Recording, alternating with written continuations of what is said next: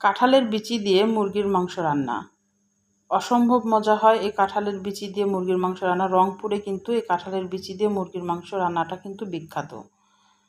সব দেশেই মোটামুটি খায়, কিন্তু রংপুরে এটা বেশি প্রচলিত। অসম্ভব মজা লাগে। এই নতুন এখন কাঁঠালের বিচি দিয়ে এইভাবে দেশি মুরগি হোক বা লাল মুরগি, যেগুলো লেয়ার মুরগি বলে সেগুলো হোক, এই যেটাই হোক না কেন, এই মুরগি রান্না করলে কিন্তু খুবই মজা লাগে। আসসালামু আলাইকুম, হ্যালো বন্ধুরা, তোমরা কেমন আছো? আমি কিভাবে রান্না করছি তোমরা প্রথম থেকে শেষ পর্যন্ত দেখবা, একটা লাইক দিয়ে দেখাটা শুরু করবা। আমি এখানে লেয়ার মুরগি নিয়েছি, যেটা লাল মুরগি বলে। সে মুরগিটা আমি রেগুলার কাট করে পরিষ্কার করে ধুয়ে রেখেছি। আর এই যে কাঁঠালের বিচি, এই কাঁঠালের বিচিটা আমি সুন্দর করে ছিলে নিয়েছি। ছিলে নিয়ে পানিতে কিন্তু ভিজিয়ে রেখেছি। আর কয়েকবার পানি পাল্টিয়ে ধুলে কিন্তু এটা কষটা চলে যাবে। আমি এখানে পরিমাণ মতো তেল দিলাম, কড়াইয়ে তেজপাতা দিচ্ছি, এলাচ দিচ্ছি, আর দারুচিনি, আর লং, আর কালো একটা ফলের অর্ধেকটা দিয়েছি, মানে গোটা গরম মশলাগুলো দিয়েছি আমি। তারপরে এক কাপের মতোই পেঁয়াজ কুচি দিলাম, দিয়ে আবার ভালোভাবে পেঁয়াজটাকে একটু ভেজে নিতে হবে।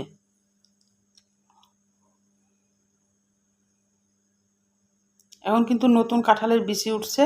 এই বিচি দিয়ে একবার মুরগির মাংস রান্না করে খেয়ে দেখতে পারো, অসম্ভব মজা লাগে আর খুবই মজার একটা তরকারি। আমি পেঁয়াজটা একটু ভাজা হওয়া পর্যন্ত অপেক্ষা করব।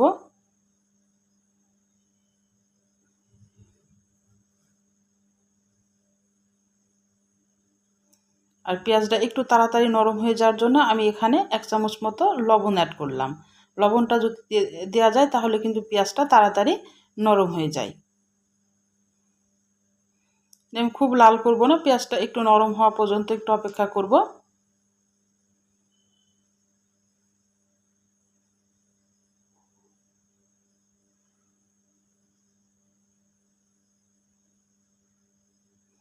এবার আমি এখানে 1 চামচ আদা বাটা দিলাম, 1 চামচ রসুন বাটা দিলাম, আর 1 চামচ জিরা বাটা দিলাম।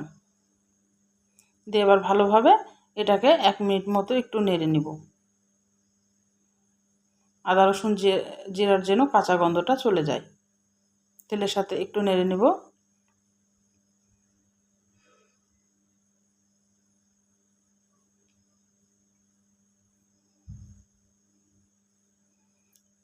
এবার আমি এই পর্যায়ে মুরগির মাংসটা দিয়ে দিব। আমি কিন্তু এখনও হলুদ টলুদ অ্যাড করব না। আমি আগে এই আদা রসুন জিরার সাথে আর পেঁয়াজের সাথে মুরগিটাকে আমি একটু ভেজে নিব।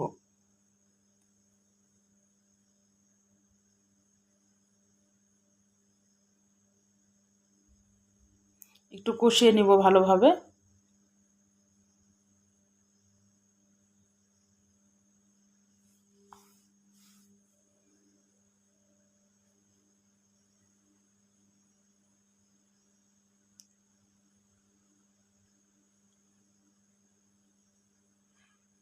কয়েক মিনিট কষার পর এবার কিন্তু আমি কাঁঠালের বিচিটা দিয়ে দিব।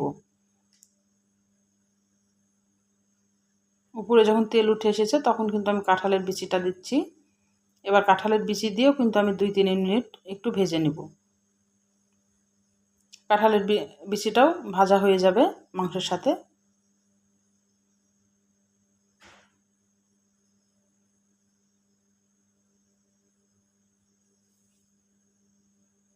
এবার এ পর্যায়ে এখন আমি 1 চামচ মতো হলুদ গুঁড়া দিলাম, পরিমাণ মতো লবণ দিলাম, 1 চামচ লাল মরিচের গুঁড়া দিলাম, 1.5 চামচ মতো ধনিয়ার গুঁড়া 1 চামচ মতো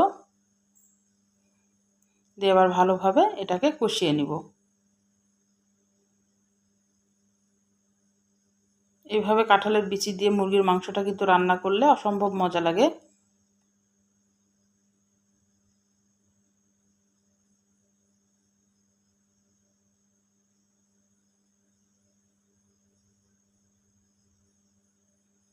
এটা এখন ভালোভাবে কষাইতে হবে।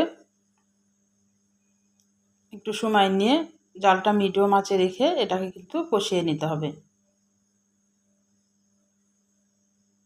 মশলাটা যখন ভাজা ভাজা হয়ে যাবে, উপরে যখন তেল উঠে আসবে, তখন জানবা যে মশলাটা কষানো হয়ে গেছে। এই পর্যায়ে একটু পানি দিয়ে দিতে হবে মাংসটার বিচিটা সিদ্ধ হওয়ার জন্যে। কাঁঠালের বিচিটা যেন সিদ্ধ হয়ে যায়, মাংসটা সিদ্ধ হয়ে যায়, সেজন্য একটু পানি দিতে হবে। এটা কিন্তু দেশি মুরগির দিয়েও অসম্ভব মজা লাগে। আমি লেয়ার মুরগিটা নিয়েছি। আমি এবার পরিমাণ মতো একটু পানি দিয়ে এবার আমি একটু নেড়ে চেড়ে ঢাকনা দিয়ে ঢেকে দেব। সিদ্ধ হওয়া পর্যন্ত অপেক্ষা করব।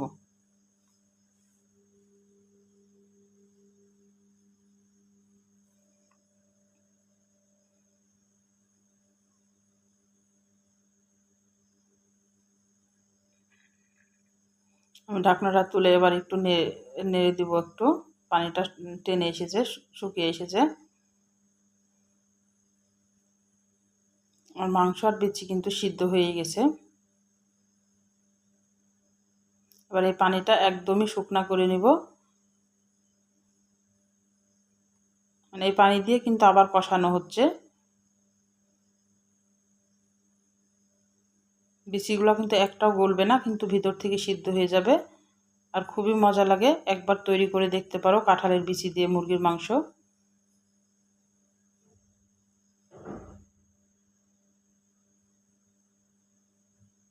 আমার কষানো হয়ে গেছে, উপরে পানির তেল উঠে এসেছে। এবার আমি একটু ঝোলের জন্য পানি দিয়ে দেব।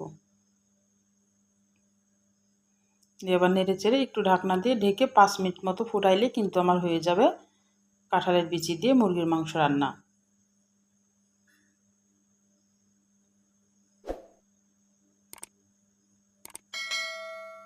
তাহলে আমার রান্নার যদি কোনো অংশ তোমাদের ভালো লাগে, প্লিজ আমার চ্যানেলটাকে সাবস্ক্রাইব করে দিও, একটা লাইক দিয়ে রান্নাটা দেখা শুরু করো।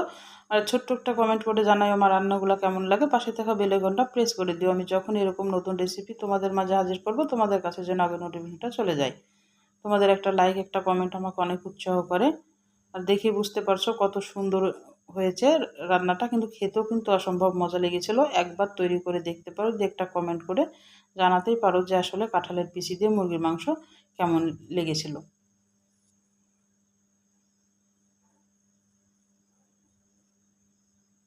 বিচি কিন্তু আস্তে আস্তে আছে, কিন্তু সিদ্ধ হয়ে গেছে। বিচি একটাও গলে যাবে না। দেখে কিন্তু খুবই লোভনীয় লাগছে। দেখো বিচি কিন্তু একদম গলে গেছে। আমি তোমাদের দেখাই দিই একটা, দেখো কিন্তু সুন্দর হয়েছে। তাহলে আজকের মতো বিদায় নিচ্ছি। তোমরা সুস্থ থাকো, ভালো থাকো, আল্লাহ হাফেজ।